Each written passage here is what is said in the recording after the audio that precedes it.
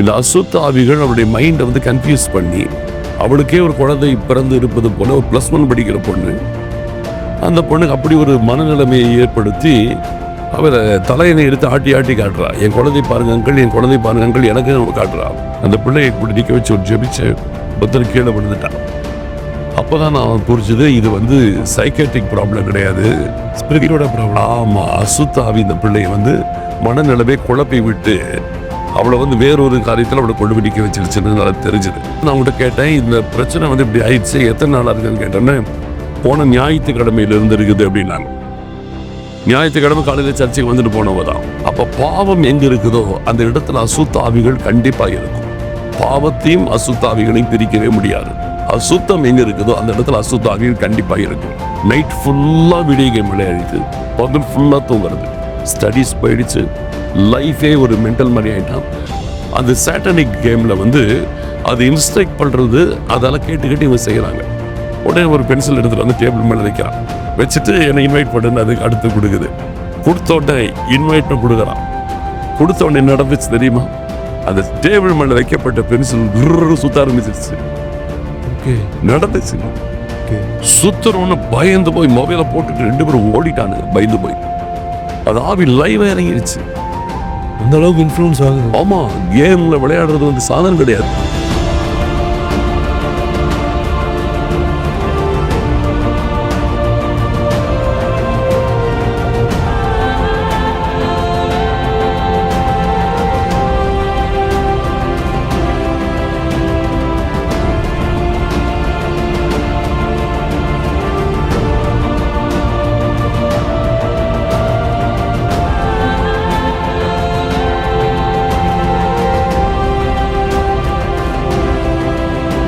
Christian network நேயர்கள் அனைவரையும் ஆண்டவராக இயேசு கிறிஸ்துவின் நாமத்தில் வாழ்த்துகிறோம்.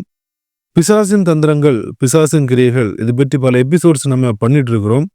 குறிப்பா பாஸ்டர் ஸ்டீபன் அவங்க நம்ம கூட இணைஞ்சு அநேக கேள்விகளுக்கான பதில் அவங்க கொடுக்குறாங்க. அந்த வகையில இப்பவும் ஒரு சந்தேகம், அநேக மக்களுக்கு இருக்கிற ஒரு சந்தேகம், அதற்கான பதில் நம்ம ஸ்டீவன் பாஸ்டர் அவங்ககிட்ட கேட்க போறோம். நம்ம டைரக்ட் அவங்ககிட்டயே பேசலாம். Praise Lord pastor. Praise Lord. எப்படி இருக்கீங்க பாஸ்டர்? நல்லா இருக்கு ப்ரோ. ஊழியங்கள் எப்படி போயிட்டு இருக்கு பாஸ்டர்? அருமையா இருக்கு. நம்ம பாஸ்டர் ஒரு சில எபிசோடு பண்ணியிருந்தோம், பிசாசின் கிரியைகள், தந்திரங்கள், கிரியைகள், அதை பற்றி அநேக மக்களுக்கு பிரயோஜனமாக இருந்திருக்கு. அநேக மக்கள் வந்து என்கிட்டயும் உங்களோட நம்பர் கேட்டிருக்காங்க, உங்ககிட்டயும் டைரெக்டாக வந்து எல்லாம் பார்த்து நிறைய ரிலீஃப் ஆகிருக்காங்க. அநேக மக்களுக்கு இது பிரயோஜனமாக இருந்திருக்கு. கண்டிப்பாக அந்த வகையில் அநேக மக்களால் கேட்கப்படுகிற ஒரு சந்தேகம், அது என்னவென்னா, இந்த சினிமாவின் மூலம் ஒரு வீட்டுக்குள்ள அசுத்தாவி கிரியை செய்ய முடியுமா? குறிப்பாக சினிமா பார்க்கறதன் மூலம் அசுத்தாவி ஒருவருடைய வாழ்க்கையை டேமேஜ் பண்ண முடியுமா? இதுக்கு சாத்தியம் இருக்கா? கண்டிப்பா இருக்கு. சினிமான்றது இன்னைக்கு பெரும்பாலும் நிறைய பேர் கிறிஸ்தவர்களை கூட அது ஒரு பொழுதுபோக்கு அம்சமா தான் நினைக்கிறாங்க. ஒரு என்டர்டெயின்மெண்ட் மாதிரி, டைம் பாசிங்காக அதை நினைக்கிறாங்க. இதுல என்ன தவறுன்னு சொல்லி கேட்கறவங்க இருக்கிறாங்க. சினிமா பார்க்கக்கூடாது பைபிள்ல போட்டிருக்கான்னு கேட்கறவங்க இருக்கிறாங்க. அது நிறைய இருக்கு. ஆமா, இப்படின்னு ஒரு ஆர்கியூ பண்றவங்க இருக்கிறாங்க. ஆனால் அதனுடைய பின் விளைவு, அதனால வர்ற பிரச்சனைகள் நிறைய பேருக்கு தெரியறதே கிடையாது. இது வந்து சாதாரண என்டர்டெயின்மெண்ட் ஃபீல்டு கிடையாது. அதுக்கு பின்னால அசுத்தாவிகளின் ஆதிக்கம்ன்றது ரொம்பவே இருக்கு. இது நிறைய பேர் தெரியறது கிடையாது. நான் இதனால பாதிக்கப்பட்டவங்களை நான் பார்த்துருக்கிறேன். நான் வந்து பல வருஷங்களுக்கு முன்பாக சர்ச்சில் வந்து அசின் பாஸ்டர் தான் காலம் கிட்டத்தட்ட 30 years முன்னாடி. அப்போ பார்க்கும்போது ஒரு குடும்பம் சர்ச்சுக்கு தவறாமல் ஞாயிற்றுக்கிழமை காலையில் வருவாங்க, மீட்டிங்ஸ்லாம் கலந்துக்குவாங்க, வீட்டில் கூட்டம் நடத்துவாங்க, எல்லாம் பண்ணுவாங்க. நல்ல ஒரு நார்மலான ஒரு கிறிஸ்டின் லைஃப் லீட் பண்ணுறவங்க தான். ஆனால் அவங்களுடைய லைஃப்பில் பார்த்தீங்கன்னா காலையில் எந்த அளவுக்கு கமிட்டடாக சர்ச்சுக்கு வராங்களோ எல்லாம் பண்ணுறாங்களோ, அதே போல் ஈவினிங்கில் சினிமாவில் கமிட்டடாக உட்காந்து ரெகுலராக சினிமா பார்க்குறது உங்களுக்கு வழக்கமாக இருந்துச்சு. டிவியில் தவறாமல் சினிமாலாம் பார்த்துட்டே இருப்பாங்க, ஃபேமிலியை உட்காந்து பார்ப்பாங்க. இது எங்களுக்கு எல்லாம் தெரியாது. ஆனால் ஒரு கட்டத்தில் அந்த குடும்பத்தில் பார்த்தீங்கன்னா ஒரு பெண் பிள்ளை, ஒரு சின்ன வயசு, ஒரு 15 வயசு இருக்கும், +1 படிச்சுட்டு ஒரு பெண் பிள்ளை. அந்த பிள்ளையும் நல்ல சர்ச்சைகள்லாம் வருவா. ஆனால் திடீர்னு ஒரு நாள் பார்த்தீங்கன்னா அவளுக்கு மனநிலைமை பாதிக்கப்பட்ட ஒரு நிலைமைக்குள்ளே போயிட்டான். திடீர்னு ஏதோ சம்மந்தம் இல்லாமல் பேசுறது, ஏதோ வளருகிறது, இப்படியெல்லாம் நடந்துச்சு. ரொம்ப பயந்துட்டாங்க. பயந்து போயிட்டு எனக்கு ஃபோன் பண்ணி இன்ஃபார்ம் பண்ணாங்க. நான் நேராக போய் பார்த்தேன். அந்த பிள்ளை உண்மையாகவே மனநலம் பாதிக்கப்பட்டதற்கான அத்தனை காரியங்கள் அந்த பிள்ளைகிட்ட இருந்துச்சு. நான் உள்ள நுழைஞ்சோடனே பார்க்குறேன். ஒரு இடத்துல ஒரு கையில ஒரு தலையணை எடுத்து வைத்துக்கொண்டு, "உங்கள் பாருங்க, என்னுடைய குழந்தைய பாருங்க, என்னுடைய குழந்தைய பாருங்கன்னு" தலையணைய ஆட்டி ஆட்டி காட்டுறா. தலைவன்கள் பார்த்து இதான் குழந்தை அப்படின்ட்டு. ஆமா. அவளுடைய மைண்ட் வந்து அப்படி செட் ஆயிடுச்சு. ஒரு அது ஏதோ ஒரு சினிமால பார்த்தோ, ஏதோ ஒரு காரியத்துல அவரோட மைண்ட்ல அது தாக்கத்தை உருவாக்கி, இந்த அசுத்த ஆவிகள் அவளுடைய மைண்ட வந்து கன்ஃப்யூஸ் பண்ணி, அவளுக்கே ஒரு குழந்தை பிறந்து இருப்பது போல ஒரு +1 படிக்கிற பொண்ணு. அந்த பொண்ணுக்கு அப்படி ஒரு மனநிலைமையை ஏற்படுத்தி, அவள தலையணை எடுத்து ஆட்டி ஆட்டி காட்டுறா. "என் குழந்தைய பாருங்க அங்கிள், என் குழந்தைய பாருங்க அங்கிள்" எனக்கு காட்டுறா. அதே மாரி செஞ்சுட்டு இருக்கிறா. இப்படி அவள் பாதிக்கப்பட்ட உடனே அந்த குடும்பத்துல என்ன பண்றதுன்னே தெரியல. ரொம்ப அதிர்ந்து போனா. இப்படி நல்லா இருந்த பிள்ளை, ஸ்கூல்ல படிச்சுட்டு இருக்கிற பிள்ளை, சடனா மனநலம் பாதிக்கப்பட்டுடுச்சு. அப்புறம் அவங்க வந்து என்கிட்ட கேட்டாங்க, "பாஸ்டர் இது என்ன மனநலம் பாதிக்கப்பட்டுடுச்சா? இத வந்து சைக்கியாட்ரிஸ்ட் கொண்டு போணுமா? என்ன பண்றது?" என்று சொல்லி என்கிட்ட ஐடியா கேட்டாங்க. அப்ப நான் சொன்னேன், "இருங்க நம்ம ஜெபிச்சு பார்ப்போம். இதுல ஜெபிச்சோம்னா இது என்ன ப்ராப்ளம்னு நமக்கு தெரிஞ்சிரும். அதுக்கு பிறகு நம்ம வந்து நீங்க என்ன சொல்றேன்னா அப்படி செய்யுங்கன்னு" சொல்லிட்டு, அந்த பிள்ளைய இப்படி நிக்க வச்சு ஒரு ஜெபிச்சேன். பத்தன்னு கீழ விழுந்துட்டா. அப்பதான் நான் புரிஞ்சது, இது வந்து சைக்கியாட்ரிக் ப்ராப்ளம் கிடையாது. ஸ்பிரிட்டோட ப்ராப்ளம். ஆமா. அசுத்த ஆவி இந்த பிள்ளைய வந்து மனநிலைமை குழப்பி விட்டு, அவள வந்து வேறொரு காரியத்துல அவள கொண்டு போய் நிக்க வச்சிருச்சுன்னு எனக்கு தெரிஞ்சது. அப்புறம் நான் சொன்னேன், "சைக்கியாட்ரிக் ப்ராப்ளம் கிடையாது. இது கொண்டு போறது வேஸ்ட். முதல்ல ஜெபிப்போம்" என்று சொல்லி, ஜெபிக்கும்போது கீழ விழுகிறாள். ஆனா, அந்த ஆவி மாட்டேங்குது. அவளுடைய சிம்டம் மாற மாட்டேங்குது. கீழ விழுகிறா, எழுந்திரிக்கிறா, திருப்பி மறுபடியும் ஏதோ பேசுறா. இப்படியே இருந்துட்டு இருந்துச்சு. அப்ப நான் வந்து பார்த்தேன், ஏன் இது இவ்வளோ ஸ்ட்ராங்கா பிடிச்சிருக்கு? இது நல்ல கிறிஸ்டியன் ஃபேமிலி. தவறாம ஞாயிற்றுக்கிழமை சர்ச்சுக்கு வர்றவங்க. ஏன் இப்படி ஆச்சுன்னு சொல்லி எனக்கு ஒரு கேள்வி எழும்புச்சு. உடனே அவங்கள கேட்டேன். இது ஏதாவது ஒரு சோர்ஸ். எப்பவுமே ஒரு பிசாசு ஒரு நபருக்குள் வருகிறதுனா, நிச்சயமா ஏதாவது ஒரு காரணம் இருக்கும். காரணம் இல்லாமல் எந்த ஆவியும் உள்ள நுழைய முடியாது. இடம் கொடுத்ததுனால. ஆமா. அதனால தான் பவுல் கூட அழகா சொல்றாரு. எபேசியர் 4:27 பார்த்தீங்கன்னா சொல்லுவாரு, "பிசாசுக்கு இடம் கொடாதிருங்கள்" அப்படின்னுவாரு. தேவ பிள்ளைகளுக்கு பவுல் கொடுக்கிற ஆலோசனை அதுதான். பிசாசுக்கு இடம் கொடாதிருங்க. அப்ப ஏதாவது ஒரு இடத்துல இடம் கொடுத்திருப்பாங்க. அப்படி இடம் கொடுக்கும்போது மட்டும்தான் அந்த பிசாசுக்குள்ள ஒரு நபருக்குள்ள நுழைய முடியுமே தவிர, நான் நல்லா இருக்கிறேன், ஆனா பிசாசு வந்து உள்ள புகுந்துருச்சு, அது நடக்கவே நடக்காது. அப்படி கிடையவே கிடையாது. கண்டிப்பா ஏதாவது ஒரு காரியம் இருக்கும். அதனால இந்த பிள்ளை நல்லா இருந்த பிள்ளை, சர்ச்சுக்கு வந்துட்டு இருக்கிற பிள்ளை, இப்படிப்பட்ட நிலைமையில் இப்படி பாதிக்கப்பட்டிருக்குன்னா, ஏதாவது ஒரு ப்ராப்ளம் இருக்கும். அதனால நான் அவங்ககிட்ட கேட்டேன், "இந்த பிரச்சனை வந்து இப்படி ஆயிடுச்சு. எத்தனை நாளா இருக்குன்னு?" கேட்டோன்னே, "போன ஞாயிற்றுக்கிழமையில இருந்து இருக்குது" அப்படின்னாங்க. ஞாயிற்றுக்கிழமை காலையில சர்ச்சுக்கு வந்துட்டு போனவ தான். ஞாயிற்றுக்கிழமையில இருக்குன்னு வந்துச்சுன்னாங்க. அப்ப ஞாயிற்றுக்கிழமை காலையில நல்லா தானே சர்ச்சுக்கு வந்தா. எப்ப வந்துச்சு? ஞாயிற்றுக்கிழமை எப்ப வந்துச்சுன்னு கேட்டோன்னே, அப்புறம் தான் மெதுவா சொல்றாங்க. அது வரைக்கும் அந்த காரியத்தை மறைச்சு வச்சுட்டு, நான் இப்படி அடுத்தது தெளிவா கேட்க கேட்க கடைசியில சொல்றாங்க, ஞாயிற்றுக்கிழமை சாயங்காலம் நாங்க வீட்டுல உட்காந்து குடும்பம் சினிமா பார்த்துட்டு இருந்தோம். அப்பதான் இது திடீர்னு இப்படி ஆச்சு. அந்த பிரச்சனை பார்த்துட்டு இருக்கும்போது தான் இந்த மாதிரி நடக்க ஆரம்பிச்சது" அப்படின்னாங்க. அப்பதான் பாயிண்ட் படி புடிச்சுது. அப்ப அதாவது பார்க்கும்போது காலையில சர்ச்சுக்கு வந்து கமிட்டியோட வராங்க. ஆனா சாயங்காலம் குடும்பமா உட்காந்து சினிமாவில் இன்வால்மெண்ட்டோடு உட்காந்து பார்த்துட்டு இருக்கிறாங்க. அந்த நேரத்துல தான் இந்த ஆவி அந்த பெண்ணுக்குள்ள நுழைஞ்சிட்டு இருக்குது. அப்ப இந்த பெண்ணுக்குள்ள நுழைஞ்சு அவருடைய மனதை வந்து பாதிச்சிருச்சு. ஏதாவது ஒரு சீன்ஸ் பார்த்திருப்பாங்க. தவறான சீன்ஸோ இல்ல பாதிக்கிற மாதிரி உள்ள சீன்ஸ் பார்த்திருப்பாங்க. கண்டிப்பா. ஏதோ ஒரு சீன்ஸ்ல வரும். அது வந்து அவனுடைய மனதுல வந்து ஆழமா உள் மனதுல வந்து அது கிரியைகளை செய்யும். இது வந்து இது ஒரு சாதாரண சீன்னு நம்ம நினைக்கிறோம் இல்லையா? நிறைய பேருடைய பார்க்கும்போது ஒரு சின்ன என்டர்டெயின்மெண்ட்னு நினைப்பாங்க. ஆமா. ஒரு கதை மாதிரி நினைச்சிட்டு பார்க்குறாங்க. ஆனால் அதுக்கு பின்னால வந்து அசுத்தாவுடைய இன்ஃப்ளூயன்ஸ் இருக்கு.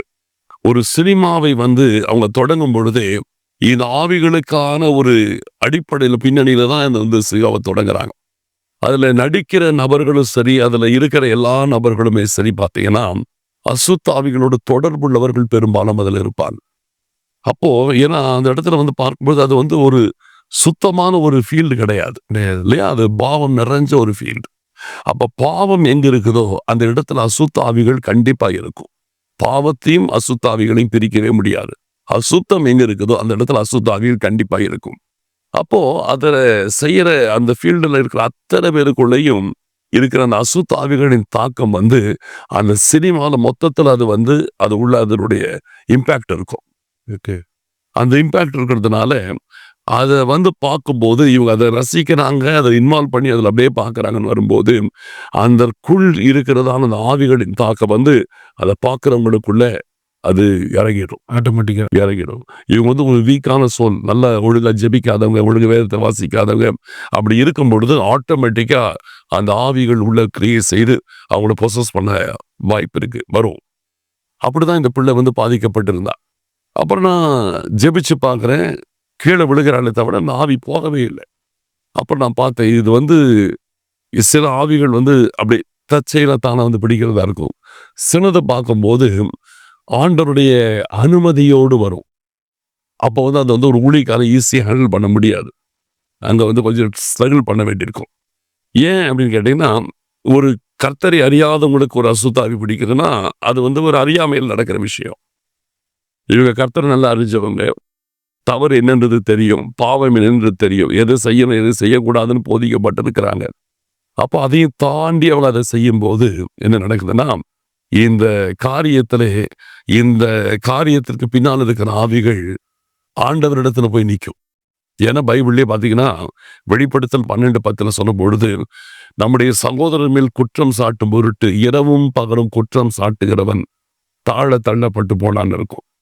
அப்போ பிசாசு குற்றம் சாட்டுகிறவன், அவன் என்ன செய்வான், அவனுக்குரிய காரியத்தை நம்ம செய்யும்போது அவன் ஆட்டோமேட்டிக் என்ன செய்வான், பாரும் ஆண்டவரிடத்துல போய் நிற்பான், பாரும் நான் சொல்றபடி தான் முடிப்புன்னு நடக்குது, நீங்க சொல்றபடி நடக்கல, நான் சொல்றபடி நடக்குது, அதனால நான் இவரோட கூட போறேன் அப்படின்னு அது அனுமதி கேட்கும். அப்ப அந்த இடத்துல உண்மையான நியாயம் இருக்கும்போது கர்த்தரும் வேற வழி இல்லாம அனுமதி கொடுக்க வேண்டி வரும். அந்த நேரத்தில் அந்த ஆவிகள் உள்ளே வரும்போது அது ஈஸியா போகாது. அது எந்த வழியா வந்ததோ அந்த வழியா தான் அந்த வெளியேற்றணும். அதாவது அவங்க கர்த்தருக்கு தங்களை ஒப்புப்படுவோம். ஏன்னா அவங்க தெரிஞ்சு தானே செய்யறாங்க, தெரியாம செய்யறது வேற, வேற தெரிஞ்சு செய்யறாங்க, விருப்பத்தோட செய்யறாங்க, மனப்பூர்வமா செய்யறாங்க. அப்ப அந்த விஷயத்துல வரும்போது அவங்க ஒப்பு கொடுக்கணும். அப்ப நான் பார்த்தேன், இதுக்கு இப்ப நான் ஜெபிச்சு இப்போது கிளியர் ஆகாது, நீ ஒரு நாள் டைம் கொடுக்குறேன், நாளைக்கு நான் திருப்பி வரேன், நல்லா ஒப்பு கொடுத்து பாவரிக்கை பண்ணி, நீங்க இனிமே இப்படி நடக்க மாட்டேன்னு சொல்லி பாவரிக்கை பண்ணி ஒப்பு கொடுத்து ஜெபம் பண்ணுங்க என்று சொல்லிவிட்டு நான் ஜெபம் பண்ணிட்டு கிளம்பிட்டேன். அடுத்த நாள் வந்து பார்த்தேன், வந்து ஜெபம் பண்ணும்போது அந்த பொண்ணு கிளியரா இருந்தா. அவங்க ஒப்பு கொடுக்கும் போதே ஓடிடுச்சு. நாங்க ஜெபிக்கவே இல்லை, அது ஒப்பு கொடுக்கும் போதே அதுவே ஓடி போயிடுச்சு. அப்போ இதுல என்ன தெரியுதுன்னு கேட்டீங்கன்னா, பாவம் எங்க இருக்கிறதோ, பாவத்துக்குரிய கிரியைகள் சினிமா அது எங்க இருக்கிறதோ அந்த இடத்துல வந்து அசுத்தாவிகளின் ஆதிக்கம் வரும். அப்ப இவங்க அதுக்கு இடம் கொடுக்குறாங்க, அதனால வருது. இவங்க அந்த காரியத்துல பாவரிக்கை பண்ணி அதுக்கு தங்கள் மனதை கர்த்தருக்கு நேரா திருப்பும் போது அது வெளியேறிடுச்சு. அதே மாதிரி தான் பஸ்டர். இப்போ வந்து நிறைய சின்ன பிள்ளைங்களை இந்த கார்ட்டூன்ஸ் ரொம்ப விரும்பி பார்க்குறாங்க. நம்ம அதை லைட்டாக எடுத்து பார்த்தோம்னா அதில் எல்லாமே ஒரு ஆட்களை கொல்றது, ஒரு பீஸ்ட் வர்றது மாதிரி, அந்த விகார தோற்றங்கள் உள்ள சில காட்சிகள் வர்றது மாதிரி எல்லாம் கொடுக்குறாங்க. இதுவுமே சின்ன பிள்ளைங்களுக்கு மனசை ஆரம்பத்திலேருந்தே பாதிக்க உள்ள வாய்ப்பு இருக்குது தானே? கண்டிப்பா இருக்கு. நம்ம சிலதெல்லாம் வந்து நம்ம ஒரு என்டர்டெய்னிங் கார்ட்டூனாக பார்ப்போம். ஃபார் எக்ஸாம்பிள் பார்த்தீங்கன்னா இந்த டாம் அண்ட் ஜெர்ரி கூட எடுத்துங்களேன். அது வந்து ரொம்ப ஒரு யாருக்குமே இன்ட்ரெஸ்டிங்காக இருக்கும் அதை பார்க்கும்போதே. அப்போ அந்த எலியும் புலியும் சண்டை போடுறது ரொம்ப இன்ட்ரெஸ்டிங்காக பார்க்கும்போது எல்லாருக்குமே அட்ராக்டிவாக இருக்கும். ஆனால் அதுக்குள்ளே இருக்கிற கான்செப்ட் பார்த்தீங்கன்னா, ஒரு தாக்குதல் நடத்துறது, அடிக்கிறது, ஒரு டெரரிசம் மாதிரி இருக்கும். அடிச்சு துரத்தும்.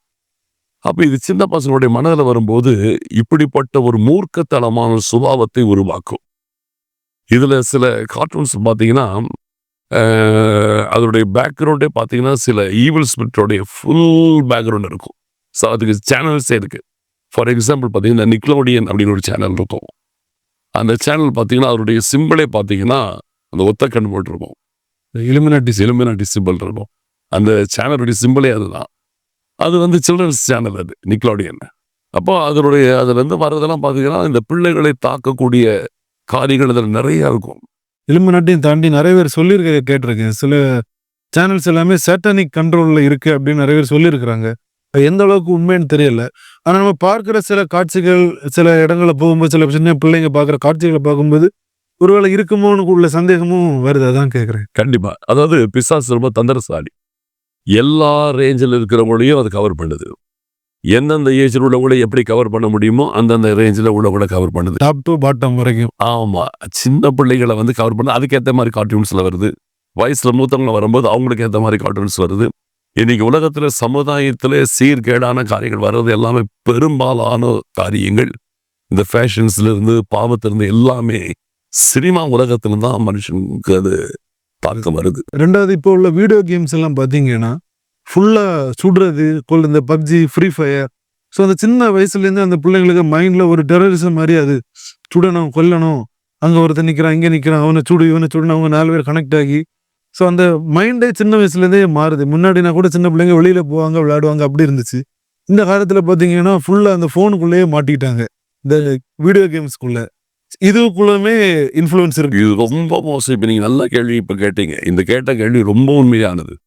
ஏன்னு கேட்டிங்கன்னா இது வந்து ஒரு டீனேஜர்ஸை, இது வந்து சில்ட்ரன்ஸ்ன்ற லெவலில் தாண்டி டீனேஜர்ஸை அடிக்கிற ஒரு இது. அதாவது 13லேருந்து ஒரு 18க்குள்ளே இருக்கிற பிள்ளைங்களை வந்து தாக்கக்கூடிய பயங்கரமான அட்டாக் இது. சாட்டனிக் பவர் இது. நான் ஒரு நாள் வந்து ஒரு குடும்பத்தில் வந்து ஜெபிக்கிறதுக்கு நான் அழைக்கப்பட்டேன். அந்த வீட்டில் பார்த்தீங்கன்னா ஒரு வாலிப பையன் +2 வரைக்கும் நல்லா படிச்சுட்டு வந்திருக்கிறான். நல்லா ஸ்கோர் பண்ணி பிரில்லியண்டான பையன். +2 படிக்கும்போது நீங்கள் சொன்ன மாதிரி இந்த பப்ஜி இந்த மாதிரி கேம்ஸ் எல்லாம் இதில் வந்து அவன் வந்து விளையாட ஆரம்பிக்கிறான். விளையாட ஆரம்பித்தோடனே அதில் வந்து ஒரு சாட்டனிக் இன்ஃப்ளூயன்ஸ் அவன் லைஃப்பில் வருது.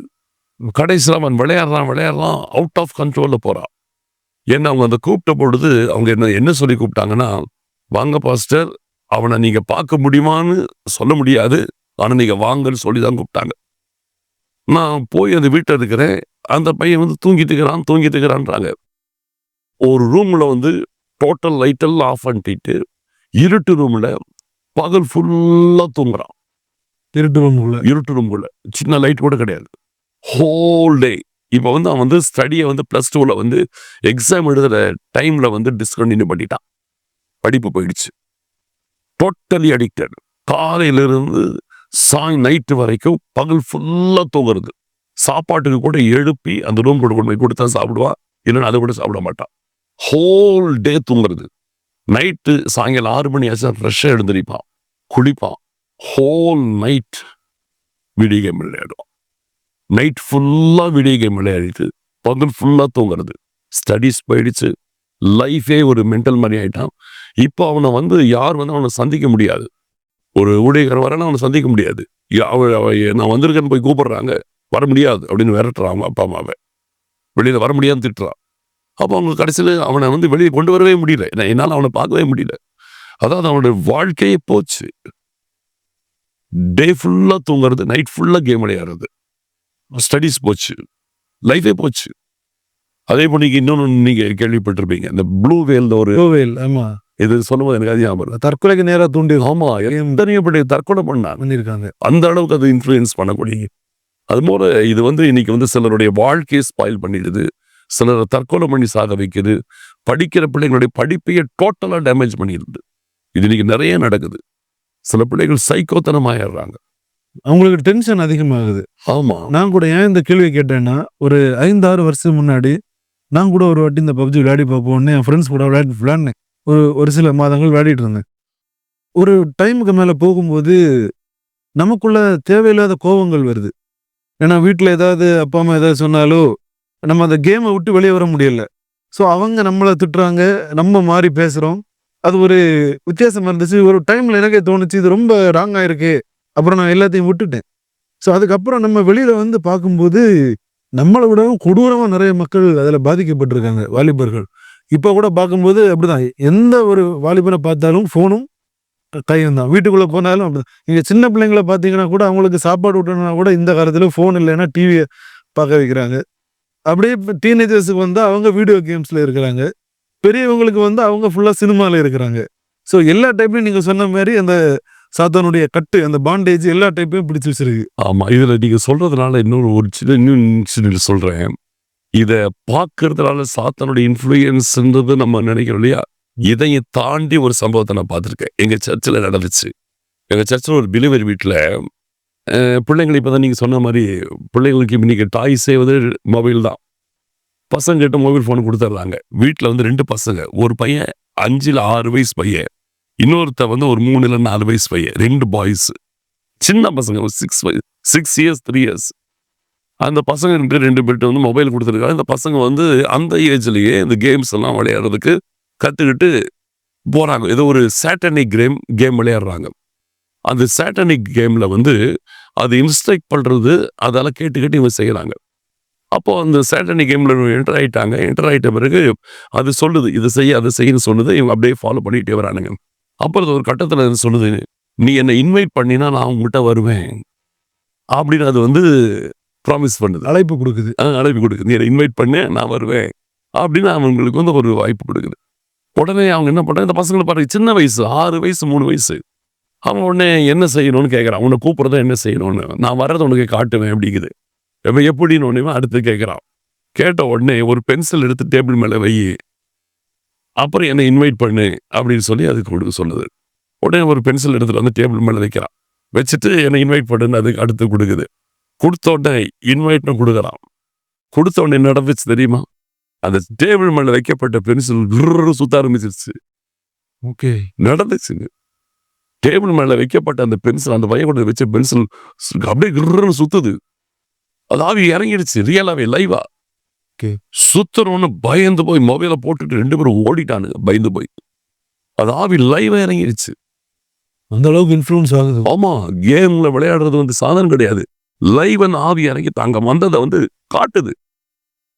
அந்த பிள்ளை அப்புறம் ஜுரம் வந்து பாதிக்கப்பட்டு அவன் பயந்துட்டான், ஷாக் ஆயிட்டான். 2 பேரும் மொபைல போட்டுட்டு ஓடியே போயிட்டானுங்க. கடைசியில பயத்துல ஃபீவர் வந்து அப்புறம் ஜெபிச்சு அந்த பசங்களை நார்மல் லைஃப்ல கொண்டு வரதுக்கு பல நாள் ஆகி போச்சு.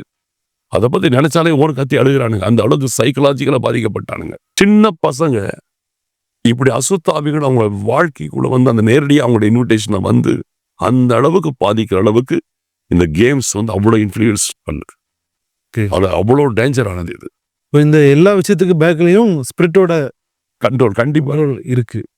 நிச்சயமா எல்லா லெவலையும் அசுத்தாவிகளுடைய இன்ஃப்ளூயன்ஸ் தான் சின்ன குழந்தைகளுக்கு பெரியவங்களை வரைக்கும் ரீச் பண்ணுது. அதே மாதிரி பாஸ்டர், இப்போ இந்த பானாலஜி இருக்குல்ல, பான் வெப்சைட்ஸ், ஆபாச வலைதளங்கள், இதுக்குள்ளேயும் வாலிபர்கள் நிறைய பேர் அடிமையாகி இருக்கிறாங்க. ஸோ இதுவுமே திட்டமிட்டு வாலிபர்களுக்குள்ளாக அவங்களை கெடுக்கிறதுக்கான வழியா இருக்குமா? இதுக்கும் பின்னாடி என்ன இருக்கும்னு நினைக்கிறீங்க? இது வந்து அதோட ரொம்ப மோஸ்ட் டேஞ்சரஸ் திங். இது ஓகே. இந்த ப்ரான் வெப்சைட்ன்றது வந்து பொர்னோகிராஃபி ரொம்ப டேஞ்சரான ஒரு விஷயம். இன்னைக்கு வந்து நிறைய பேருக்கு வந்து அது தெரியல. ஆனா உண்மையா சொல்ல போனா இன்னைக்கு ஆவிக்குரிய உலகத்துல இதுல ஏராளமான பேர் இதில் அடிமைகளா இருக்கிறாங்க. நான் வந்து இதை சமீபத்துல பார்க்கிறேன். பல இடங்களில் டெலிவரன்ஸ் மீட்டிங் நடத்தும் போது நிறைய பேர் இன்னைக்கு பிலீவர்ஸ் பசங்க, பெண் பிள்ளைகள் கூட சொல்றேன், நிறைய பேர் பிசாசு பிடிச்சு கீழே விழுகிறாங்க. ஜெபிக்கும் போது போராட வேண்டியிருக்குது. அவங்களுக்குள்ள பாண்டேஜ் ரொம்ப ஸ்ட்ராங்கா இருக்கு. கடைசியில் போராடி துரத்துன பிறகு நான் உங்களை சொல்லுவேன், இனி நீங்க கர்த்தருக்காக நல்லா கமிட்டடா இருக்கணும்னு சொல்லி ஜஸ்ட் ஒரு காமன் அட்வைஸ் பண்ணுவேன். அதுக்கு பிறகு சிலர் வந்து தயங்கி சொல்லுவாங்க, மாஸ்டர் உங்கள்கிட்ட கொஞ்சம் தனியா பேசணும்னு வருவாங்க. அவங்க பேசும்போது வந்து அவங்களுடைய காரியத்தை சொல்லுவாங்க. என்ன உங்களுக்கு பிரச்சனை அப்படி கேட்கும்போது சொல்லுவாங்க, இந்த மாதிரி வீடியோஸ், இந்த ப்ரான் வீடியோஸ் நான் வந்து நிறைய பார்ப்பேன். டெய்லி மொபைல்ல வந்து இது போல வீடியோஸ் நிறைய பார்ப்பேன். இதை பார்க்க தான் கடைசியில் எனக்கு கொண்டு வந்து இது மாதிரி மாற்றங்கள் வந்துச்சுன்னுவாங்க. இதை பார்க்குறவங்களுக்குள்ள கண்டிப்பா அசுத்தாவி பவர்ஃபுல்லா இறங்கிடுது. இன்னைக்கு விசுவாசிகள் பசங்க, சரி வாலிப பசங்க, பெண் பிள்ளைகள் மட்டுமல்ல, ஊழியத்தில் இருக்கிற நிறைய பேர் கூட இதில் பாதிக்கப்பட்டிருக்கிறாங்க. ஓகே, இவங்க இந்த வந்து இன்னைக்கு வந்து ஆவிக்குரிய உலகத்துல ஊடுருவி இருக்கிற பயங்கரமான ஒரு கொள்ளை நோய் மாதிரி இது இந்த ஆபாச வலைத்தளங்கள். அதனால இதுல வந்து இன்னைக்கு வந்து ஆவிக்குரிய உலகத்துல நிறைய பேர் பாதிக்கப்பட்டிருக்கிறாங்க. இதுல உள்ள மாட்டிட்டு வெளியே வர முடியாம இதனால அசுத்தாவினால பாதிக்கப்பட்டவங்க நிறைய பேர் இருக்கிறாங்க. ஓகே சார், இப்போ நம்ம டிஸ்கஸ் பண்ண இந்த விஷயங்கள், சினிமா, இந்த பான் வெப்சைட்ஸ், அப்புறம் இந்த வீடியோ கேம்ஸ், விடுபட்ட காரியங்கள்ல உள்ள மக்கள் அதுல இருந்து விடுபடணும்னா அவங்க என்ன பண்ணணும்? ஒரு சின்ன ஒரு மெசேஜ் கொடுங்க. இந்த வீடியோ வந்து நம்ம வந்து அடிமைத்தனத்திற்குள் கொண்டு போகும். அப்ப இந்த அடிமைத்தனத்துக்குள்ள கொண்டு போகிறதுனா இதுல வந்து ஆண்டவர் சொல்றாரு, யோவான் 8ஆம் அதிகாரத்துல 34ஆம் வசனத்துல, பாவம் செய்கிற எவனும் பாவத்துக்கு அடிமையாயிருக்கிறான்கிறார். அப்போ அவங்க அடிமைத்தனத்துக்குள்ள போயிடலாங்க. இப்ப இந்த அடிமைத்தனத்துக்குள்ள இருக்கிறதான நபர்களை விடுதலை செய்கிறதற்கு இயேசு கிறிஸ்து மட்டும்தான் ஒரே வழி. குமாரன் உங்களை விடுதலை ஆக்கினால் மெய்யாகவே விடுதலை ஆவீர்கள். இப்படிப்பட்ட அடிமைத்தனத்துக்குள் போனவர்கள் செய்ய வேண்டிய காரியம், ஆண்டவர்கிட்ட டோட்டலா சரண்டர் பண்ணி, ஆண்டவரே என்னால இதுல இருந்து வெளியே வர முடியல, எனக்கு உதவி செய்யுங்க, நான் இதில் கட்டப்பட்டு இருக்கிறேன், நீங்க தான் எனக்கு விடுதலை தரணும் என்று சொல்லி டோட்டலா சரண்டர் பண்ணணும். என்னால முடியலப்பா, நீங்க தான் எனக்கு உதவி செய்யணும் என்று சொல்லி டோட்டலா கமிட் பண்ணி கர்த்தரிடத்திலே உதவி கேட்டாங்கன்னா கண்டிப்பாக இயேசு கிறிஸ்து அவர்களுக்கு விடுதலை கொடுப்பார். மற்றபடி நம்ம எடுக்கிற தீர்மானத்திலேயோ நம்ம எடுக்கிற முடிவினாலேயோ விடுதலை பெற முடியாது. இயேசு கிறிஸ்து மட்டும்தான் விடுதலை கொடுக்க முடியும். அவர்கிட்ட போய் நின்னோம்னா கண்டிப்பா விடுதலை கொடுப்பார். கண்டிப்பா விடுதலை பெற்றுக்கொள்ள முடியும். ரொம்ப நன்றி பாஸ்டர். ஒரு சில சந்தேகங்கள், ஒரு சில கேள்விகள், அதற்கான பதில்களை மிக விளக்கமா, மிக அருமையாக ஒரு மெசேஜ் மூலம் அதை சொன்னதுக்கு ரொம்ப நன்றி பாஸ்டர். தேங்க்யூ.